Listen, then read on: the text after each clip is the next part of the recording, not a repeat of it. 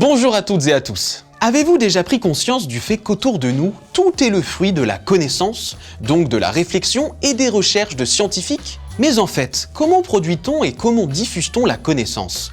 Doit-elle être un bien commun ou un instrument de profit et de puissance? C'est à ces différentes questions que nous allons répondre dans cette vidéo. Allez, c'est parti! Commençons par voir comment se construit la connaissance. Vous avez tous réalisé des expériences en cours de sciences. Eh bien, le chercheur procède de la même manière. Il analyse des faits, il expérimente et il en déduit des lois qu'il soumet à ses pairs, c'est-à-dire aux autres scientifiques de sa discipline. Ces résultats deviennent légitimes quand ils sont validés par une communauté scientifique. C'est donc la discussion entre experts qui fait émerger le savoir. Oubliez l'image du génie isolé. Il est très rare que les découvertes soient le fait d'un seul individu.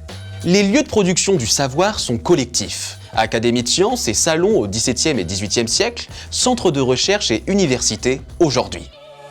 La connaissance se construit donc selon une logique de bien commun. Mais ensuite, comment se diffuse-t-elle?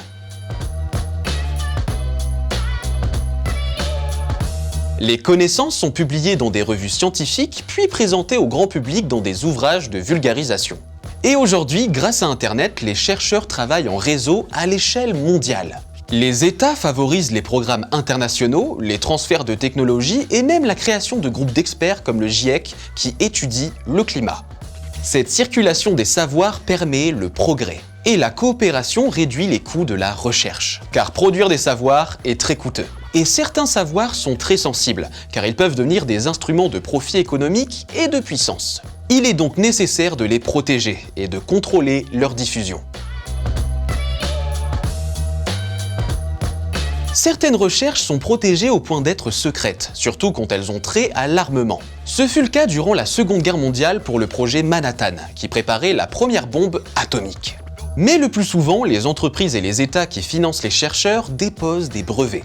Les brevets leur permettent d'exploiter la propriété intellectuelle de leurs innovations, et donc de toucher une rémunération lorsque celles-ci sont utilisées. Pourtant, limiter la diffusion de la connaissance empêche qu'elle bénéficie au plus grand nombre. D'ailleurs, de nombreux scientifiques, comme Marie Curie à son époque, s'opposent à la marchandisation de la connaissance et défendent un idéal d'accès universel au savoir. Voilà, vous savez maintenant comment la connaissance se construit, circule et peut être protégée.